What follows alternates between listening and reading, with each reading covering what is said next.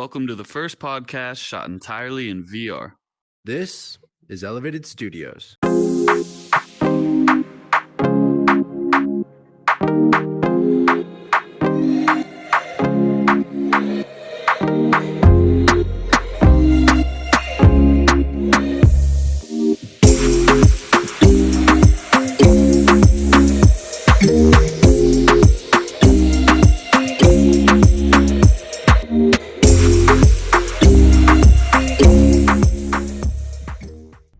See you in the ether, Moss. What's up, Elevated Studios?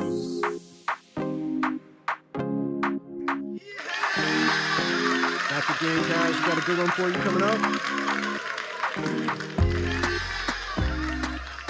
Yeah, so this episode, we're going to bring on a bit different of a guest than what we've brought on previously.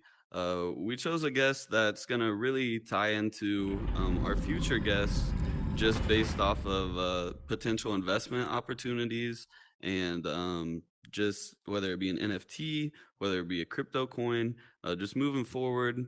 A lot of these guests that come on are going to have their own companies, their own products, and if you as a user want to invest in what they're doing, it might be good that you have some principles in place to invest with. So without further ado, Kevin and I's close friend, some call him Tom, some call him Moss. Well, let's welcome Tomas Coalson to the stage.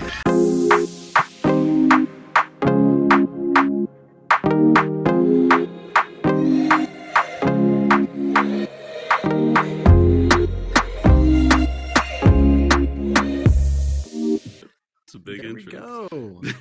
Glad to have you up on We're here. In the Ether, Elevated Studios, episode 6, baby. Yeah. Let's get Episode it. 6, baby.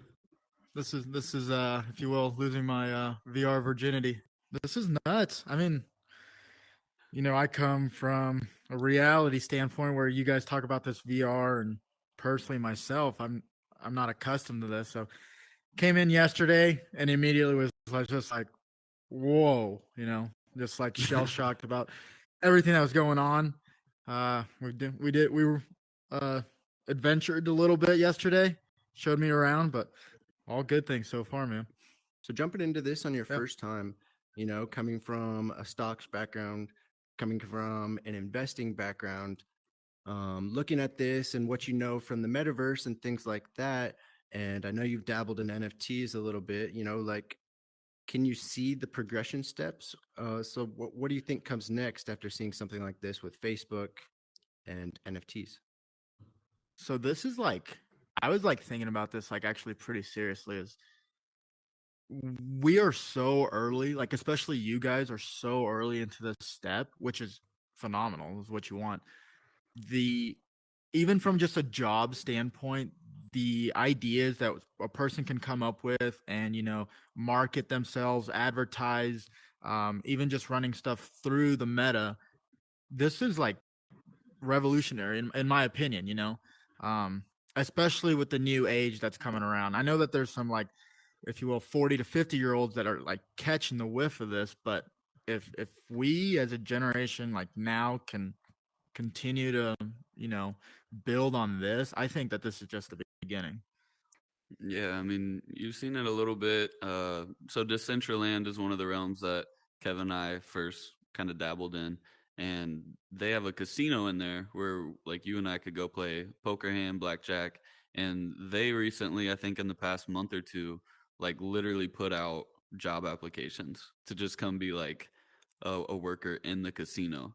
So like, can you imagine Really? your job every day is just either hopping on a console, a computer, throwing Right. on some VR goggles, and you're just teaching people I- and helping people out within the digital I realm? was thinking about that. Just like, imagine yourself, you're married. You say, honey, I'm going to work. Give your wife a kiss. You go into the next door and just strap up, baby. Just put them on. Boom. Get off work. Just strap off. Honey, I'm home. You throw on know? the haptic vest, you lock in, you have Yeah, the whole right? room set up. Yeah. You turn on the Twitch stream or whatever service you're using that's decentralized, and it's just boom, I'm in it. We have Zoom right now. Unfortunately, we went through the era like COVID, but in reality, this runs circles around Zoom. I can meet with my 100%. CEO of my business and be 4 feet away from him, shake his hand, whatever, and actually get that personal touch that I wouldn't be able to do really through a Zoom call or what else, you know. But So my father's quite a bit older, and if I sat down and had this conversation with him, he would just be like, what do you mean?" And he never has understood. Like I sat down at Taco Bell and tried to talk to him about cryptocurrency and NFTs, and he's older. He's like 74 years old. So you can imagine how this conversation went.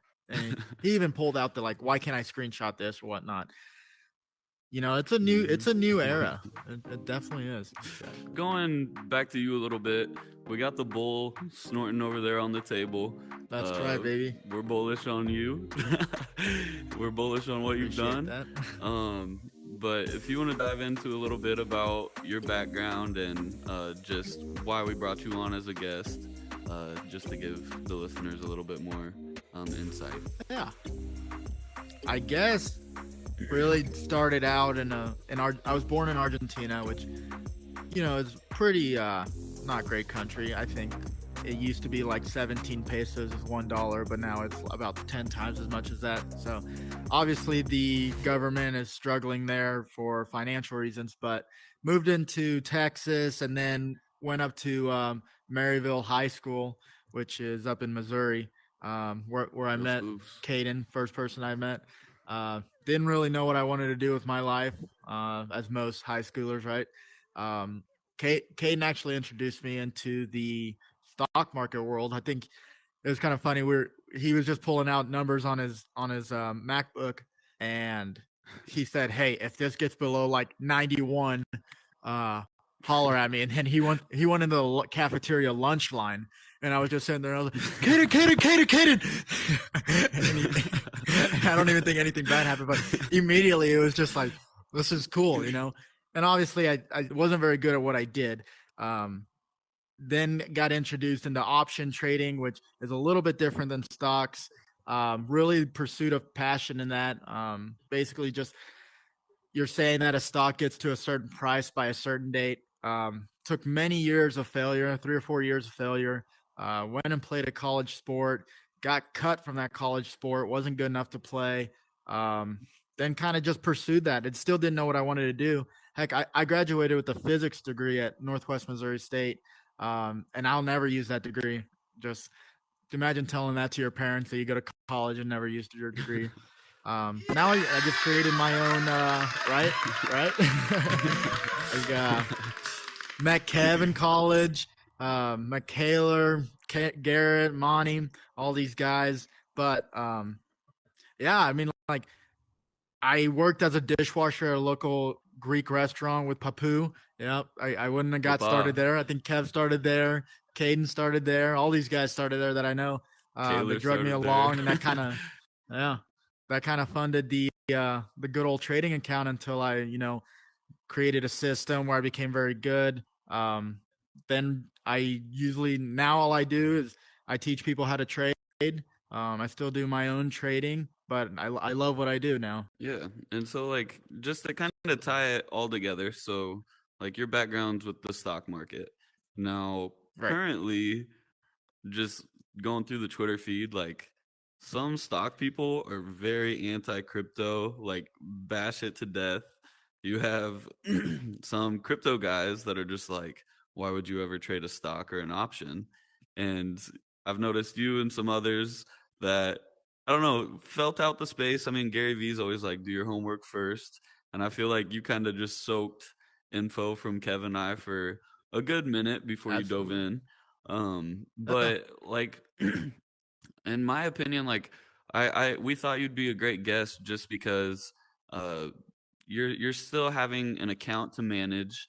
In my opinion, there still needs to be principles. You don't want to throw all your eggs into one NFT and watch it go bust like my Amazon option when we were 16. So Oh my gosh. yeah, good times. Not really, but Hey, Kev, could you drop that picture in here? Yes, just put it up front and center.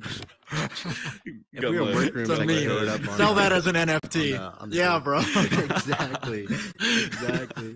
Really though. But no, I mean, just we wanted your opinion, and we wanted you on as a guest, just because, like, yeah, I mean, do you view it kind of as a similar concept? Like, do you still think there needs to be principles to manage your account when dealing with NFTs or crypto coins? The biggest issue right now that I see, that whenever people are divided up on Twitter, is I there's the age principle in here, where you see that a lot of people just don't understand crypto, so they stay in these, Facebooks, even way before then, the Pfizer stuff like that, where they're yielding a return, they're comfortable with it, and that's what works for them.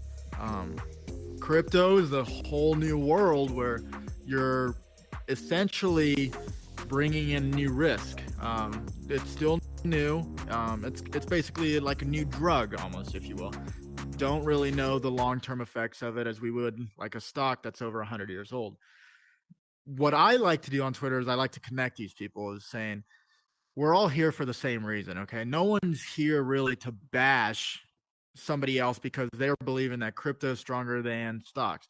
That's not my job, and I don't ever want that to be. I want us to be in a community where we're all investing in assets to potentially create a new life for us. And that's what I firmly believe in, and that's why I connect these worlds. um Now, whenever investing into crypto, you kind of treat them the same way as, for example, you don't put more than lunch money on it. What I mean by that is you don't put the money that you're willing to lose into these cryptos just because of the fact that they're new. Even if you're thinking like Bitcoin, Ethereum, if you're just introducing yourself into these crypto plays, I don't think that you should, go and get a loan from the bank. I think you could size or scale in, and that's similar to like trading. Trading, you, especially in option trading, which is really high risk, I don't want to just dump the whole account in, because one thing I teach is that you don't evaluate a trade until after that trade is done. You don't know that you made money on a trade until after that trade. And with these NFT projects, the new crypto coins that are coming out, unfortunately, you don't know your return until after you close them, as anything else. So it's hard to say you should risk your mortgage payment, right? There's not a whole lot of reason to do that. And that's kind of one, the biggest thing is that there's tons of these coins out there.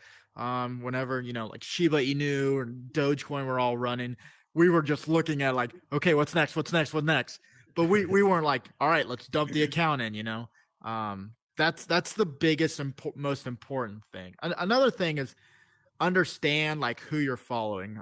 I try to go and cycle in through who are the people that I follow. Are they an asset to my Twitter feed, or an asset into my life? Are they providing me with good detail that they believe in, that they went through the same situation that I went in whenever, for example, say my account wasn't looking so good. If I can correlate and relate to that person as to, for example, say they blew up 2 or 3 accounts, but now they're trading over 7 figures. That's the person that I want to follow, because they obviously know what they're talking about. And I believe the same thing in crypto. You find your people, follow the flow, and you got to kind of have that ego where you do your due diligence, everything's lining up, so now you got to take a shot, right? And that's all this stuff is you're taking a shot. With, it's not necessarily a roulette table, but you have your due diligence, your homework, and the odds are in your favor, right? So that, I think that's the biggest thing.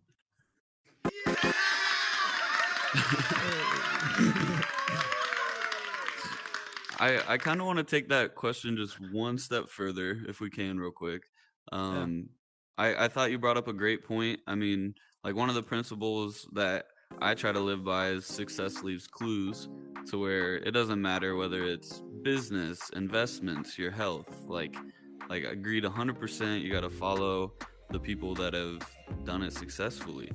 And I think my biggest struggle when, like, I first started with investments, Kev's been down this road, you've been down this road, is like your ego does build up. You think you're on top of the world, and then it goes into the ground.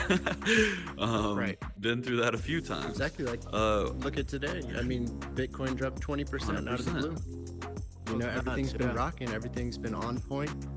Every move you make money. So you feel like, everything's a win. Yeah. And then you get to the point where Right. you get like a win, win, win, and then all of a sudden, 20% drop. And that's all And it then takes. Yeah. and it's like you're saying, Yeah. got to have that account management and that knowledge that, this could happen. So I'm not going to put everything right here. And then every once in a while, when I feel like things are going good and in my favor, take that shot, take that little risk. Yeah. Potentially, those little risks will add up to either a lesson or a reward. And either way, that's a win in my mind. 100%. Couldn't agree more. And so Moss, like one thing that you told me, man, I don't know, it was probably 3 to 6 months ago, but this stuck out to me a lot, was basically with your own options account, like once you made it past the, I don't know how you even gauge like what that zone is for someone, but like you built up your account to X amount, whatever it was, but then you started each month with X amount and played with that money. Yep. While you have a nest egg on the side, because that way, like, Yeah. let's say that month is just your worst month ever and you lose all of that money. Well, now you're sitting on 9 extra lives to where you're still going to be in the game. You know Yeah. what I mean? Can Yeah. can you go into like how you, I mean, just how you structure that a little bit more? So what I do, so originally whenever you start out, you have a building phase. And a lot of people don't really talk about this, but the building phase is the most important one. And really you shouldn't be taking shots in these plays. These plays are typically the plays that you have the most type of confidence into them. They're not really like in the NFT world. They're not an NFT that just dropped. In the crypto world. They're not just a new coin. They're the ones that have been around for a while. Those are the ones that you're going to build your account on. Option trading, same thing. But what's important about these is these are typically your boring trades, the boring investments, to where you're only yielding 5 to 10% on these trades before you flip it and go to the next one. And then so I had my building phase. And it took me a while to get this, but my building phase was typically I would do $30,000 a month until I got built up to $30,000. Then, so after I hit $30,000 after that first month, I withdrew all the way back to 25,000. So I reset 25,000. And then and that could be for anybody else. So I essentially paid myself 5,000. Then I'm still in the building phase because I'm down 5,000 from what I wanted, my 30,000. Okay. That next month, typically whenever you have your bigger month, I think it was like 42,000 or whatever. So then I just first month comes around, I withdraw 17,000, pay myself, restart with 25,000. Then I'm back in the building phase for $5,000 before I can take another shot. That's kind of what I did. And it changes person to person. The reason you do $25,000 typically in the trading world is because there's a pattern day trading rule where you can only do 3-day trades per a 5-day given period. If you have over $25,000, that's right. There is ways around it. You can open a cash only account, but fortunately I didn't know that at the time. But that's what I do now, and it works for me. I get a paycheck at the end of the month from myself. Say it doesn't go well. I had that first couple months of that growing. That's why the growing phase is so important. That say I'm red that third month. Well, now I can fund, a certain amount of money into that account. Maybe make it $20,000 this time. That way, I'm not risking so much for the upcoming month. You can do $5,000 as your net. You can do $500, whatever it is. You just got to understand that your goals and your risks are going to change per value. So, like, to flip this in crypto and NFT terms, like, let's say we started the month with just an ETH, for instance. Yep. Well, you can work with that ETH, maybe do your smart plays. Let's say you build up to that 2 ETH, cash out an ETH, put it just on the side, and then that's kind of your safety net. But then month 2, start with 1, work, pay yourself, work, pay yourself, and then over time you can maybe bump from 1 ETH to 2, and then each month start with 2. Yep. So Absolutely.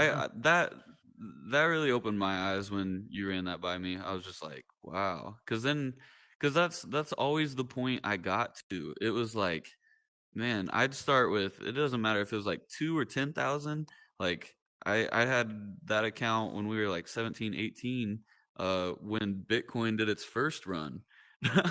And that got to 65,000, but like all of my eggs were in that one account, to where like if I would have had that 25,000 just sitting there and I'm only playing with Right. 40, pay myself 25, 25, it's just all stacking while Yep. if when that bad month comes. It's not, I mean, odds are you're going to have a bad month at some point to where Absolutely. you're Yeah. going to have to fall back on it. So this next question's kind of geared towards both of you. Kev's been like snorkeling over here in the open sea, and Moss, you've you've got your hand into the NFTs, and so on OpenSea right now, you can hit analytics on any of these profiles, and you can see a chart. I believe it's just of the floor price, correct? The chart that goes off on OpenSea right now is actually the average price per NFT that you're buying. So, for example, I Yeah, use the Lazy Lions. Shout out Lazy Lions for an example. The average or price of the Lazy Lions lately has been hovering around 0.75 ETH. And so that line that you see when you click on the analytics on OpenSea is actually tracking the average price for them. But the floor price has been hovering around, zero point 0.6, 0.55, 0.65, somewhere around there. It kind of varies on the given day, but it's been pretty consistent. But seeing that, the average price is a little bit higher than the floor price, that tells me, people are buying above floor price. So it tells me, this is probably a pretty worthy project because people are buying over floor. So if I get in on a floor Ryan, or if I get in and I feel a little bit safer knowing that rather than seeing everyone buy, floor, floor, floor, Right. floor, floor. Everyone's so hopeful that you don't know if it's really going to pop or not. It could, but it might not because everyone's 100%. getting at the same price. And when you do that, you either get a really big pump and then a really big dump, meaning everyone's just in it for gains. Quick cash. But Yeah. some of these communities like Lazy Lions, it's like an incentive to be in the community when you see like that. So that's where you can find some of those safer NFT plays. And like even when we first got into the Lazy Lions project, like we pretty much got in at mint essentially. And then Yeah. it was weird. It did remind me of like a trade I'd been in before, to where like you had your first initial little pump, but then it like settled, found a support, floated there for, man, I don't know, probably a week, 2 weeks before And that like we last stopped talking big about it, pump. We did. that's what I like is whenever like things are going up, we're obviously gonna be talking about it, and then like if we're invested in it, we understand that it's not really a short term flip. And then we just chill, and then we chill until like next pump, and we're like, hey, but Right. it's all the same, right? I feel like that's where we're at right now. Like we've been at that point 0.6 level for probably a good week, 10 days, I'd say. I don't know. It's been a while, I feel but it's good. holding. Like number of holders has gone up even a little bit. Oh So my like gosh, yeah, and that's yeah. but I was that's gonna where say like like this was my Discord question for members. you guys too. Yeah, Discord members is ramping. But like one of the thoughts I had was like, what if Lazy Lions had a daily or like a weekly candle or even a monthly candle, to where like we saw the So floor dip, they bought that back up. Like, do you guys think there needs to be more analytic tools on these NFT projects? So I don't know if Tomas has an answer on this, but they actually do have services out now, especially for this exact thing. If you go to ic.tools, and what you have to do is you essentially pay them a one-time fee of zero point 0.1 ETH, and then after that, you can go in and you can click on any of the trending verified OpenSea members, and you can see their floor price. You can track charts on any of these if they have the verified check mark. You can see any chart, candles, whatnot for these. And another feature that they have is it's actually really cool. because with blockchain, everything's out there in the open. You can see, let's say, if we made a purchase under our Elevated XR wallet, it would show on the blockchain, Elevated XR buys this. So if I'm going through some of these projects and I'm looking and I see, oh shoot, a blue check mark bought this piece, I'm going to go on and click on his wallet and I'm going to see what he's holding. And then what's cool about Icy Tools is I can actually copy his wallet and put it in Icy Tools, and now I can get a notification on every purchase that he makes. In stocks, you kind of want to follow some whales around. Like I follow bullish whales on Twitter, and they send me like, who's paying $2 million to be in Apple right now? Why are they doing that? Now with the NFTs, you're essentially creating a whale, and it doesn't necessarily have to be somebody buying something for 56 Ethereum. It can just be somebody that's buying stuff for 0.1 and flipping it for 0.3 on a constant basis. And I think that's really important. The only issue that I have is the liquidity of these. There are projects, like I would say that if you are going to follow these charts, I would say that they have to be verified in order for you to track these. Because if you look at, this correlates to a stock movement pretty well. If you look at something that's got a really low cap and low float, where a sale happens every 3 to 4 minutes of a share, unfortunately, you're not going to get a good reading as to where this price might be headed, right? You don't know if somebody's just fat fingered, if you will, just overpaid, underpaid. You don't know where the flow's coming in. But I really like the idea of just following the verified. I think that's really important. And another variable I was thinking about, if a project is flat for a long amount of time, like there's always, I feel like Jim Cramer, like there's always a bull market somewhere. You know what I mean? To Right. where like, do you think, like, what variables would you use to just give yourself that advantage? Like, do you think there's a way to like feel out a squeeze or feel out the next big pump? Like, is it worth watching the volume? Is it worth monitoring? Like what factors are the most important? Maybe watching if they have a Discord, seeing like how is the community reacting to this NFT, these projects that are building. Is everybody excited? Like if you go into the Lazy Lions, it's nonstop, just people just stoked to be in it, and that's what I like to see. Another thing is, like Kev said, you want to see how many people are paying above the floor. That's kind of like a bid and ask in stock play. Are people paying over what somebody wants for it just because they really want it? That's a potential of a squeeze, I would say. News, even the Twitter, like if you see Steph Curry say, "I want a lazy lion," that's potential. We had Des Bryant throw up the X's, baby. Yeah. Des caught it, by the way. Des is a lazy lion member. Those are all things that I love to see. Another featured shout out Icy Tools. Icy Tools, if you're watching this, go ahead and give Elevated XR a follow because we are giving you free promotions and we'll continue to give you free promotions every single day. No, but Gang, gang. seriously, Icy Tools has a cool feature where you can see 1 hour, 2 hour, 12 hour, 1 day, or 3 days on the top sales per project. So like if something, I can click on the last hour and this project has 179 sales and it's ranked number 1 in the last hour, I'm going to be like, shoot, people are buying that. Let me see what that's about. Let me get in their Discord. Let me see their Twitter. And if I get in their Discord and it's just like super pumpy, super spammy, or there's only like 2,000 people in it, or, there's different variables that you can feel out Right. because ultimately right now, NFTs art, and NFT is, feeling out a project, and what you want to buy is ultimately up to you. And if you vibe with it, you vibe with it. If you vibe with it, somebody else is going to vibe with it.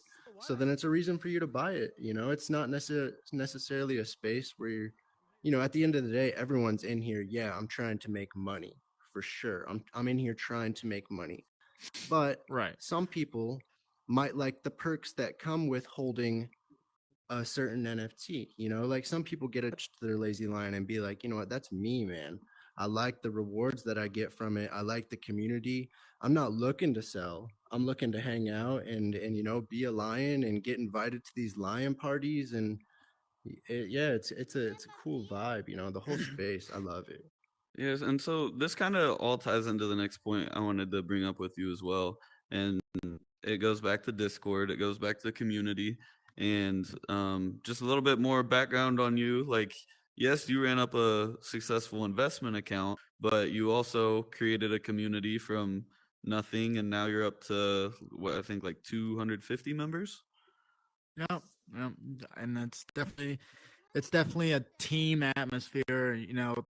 I you can be in rooms or subscription services where maybe you get bashed for saying some stuff, but we really have a group of people that you can just tell that are all there for the same reason.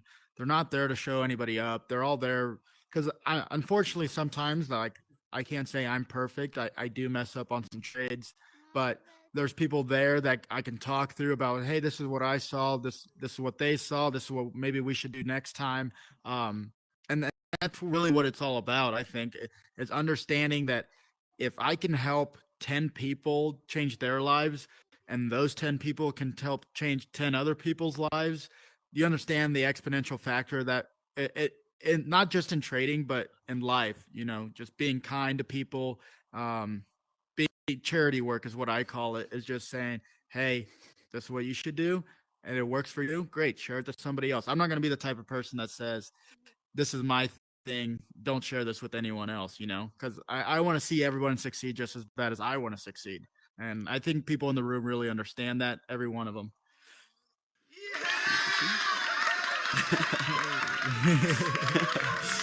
Bravo. So I recently heard or read a quote about community, and it compared customers to like family, community, users. And they said that customers always want maximum value for minimal cost. So they're always just driving down the price to get what they want. They get what they want and then they're gone. To where like with your community, customers come back every month because you're helping them grow. Like you're helping them become that image of themselves that they have in their head. To where like that is what's special. That's why you have retention and recurring. I don't even want to call them customers because, like you said, it's a room of people all trying to help each other. I've been in the room. Like there's on those morning calls, everyone's just kicking it. Like there is a family Yeah, vibe to it, and yeah, that's kind of like it all ties into these NFT things too, because like let's say there's just 1,000 pieces of this NFT project, or whether it's even 10,000. I mean, the people that go in there and bond, like I just feel like that space is going to get more and more just tight knit. But it kind of goes back to the feed topic you brought up as well. Like, who do you want to be around? Like, who do you want to rub off on you? And that's the community you join into. really the hardest thing is that people believe that they need a strong following, and that's not really true. Like I was 22 years old, or excuse me, I was 21 whenever I started my trading room. And like at first I would tell people that I'm doing this and they're like, you're only 21 years old. And it's just like, yeah, but I'm not trying to be anybody's boss in there or anything. So it started off pretty small. And really the important thing is just getting in there and treating, if you start off with 15 people in a Discord and you're the best, like nicest, most kind, thoughtful person, that Discord's gonna grow because those 15 guys are gonna be like, hey, I really enjoy this Discord with my friend, and then and it's like an exponential progress. I'm so big on exponential like profit, exponential progress as to like becoming 0.1% better. If say somebody comes in and they don't even want to talk about the stock market, they said, "Hey, hear me out. I'm going through a rough situation in my life. What do you think?" And I'm just genuine, empathize with that person. I throw all the trading things aside. I want to talk to that person and get to know them, and then they'll say, "Hey, you're doing a great job with, for example, trading. You're doing a really good job with trading. My brother would love to join. Boom, let's get him in here. Let's trade. Let's grow this team." There's times where people are focused more on growing instead of the quality. At the growing phase, you're thinking of quality over quantity. That's really a big thing, because if your quality isn't great to begin off with, you're just delaying that exponential profit or exponential rising, so with an exponential chart, your time invested, you could speed that up by the amount of work or the amount of empathy you're putting into your teammates, your community, your followers. My goal on Twitter is just to try to change one person's life, and that's not even in my room. That one person will eventually maybe hop into the room. If she doesn't, that's okay. That's not going to change for who I am. And I think that's what people really like. Well said, You're, man. Well you're, said, you're 100%. trying to build with bricks, not milk crates. Yeah, you see, you hear Gary Vee talking all the time. No, Chris. You hear Gary Vee talking all the time, where a lot of people are worried about where they're at the age of 40. Well, what are you going to worry about whenever you're at the age of 50? What are you going to worry about whenever you're 60? Right? You have time. You're exactly where you need to be in life. I think that advice ties directly to the NFT space, the crypto space. It ties to us. I mean, we're trying to get this thing off the ground as well. And Yeah. like I said, whether it be the account management or just advice on community and just to kick it with you up in the ether has been pretty cool as well. But I think it's great that we are in this situation, meeting you guys, you big brain thinkers, where you started this early, where not a whole lot of people know about it, but they will. Like that's without a doubt. So yeah, I love that idea.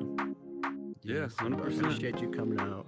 You're the man. Thank you Glad guys. got to see the ether. This is awesome. Thank you guys in the audience that showed up. Thanks everybody. And yeah, Hey, take it away. Thank you.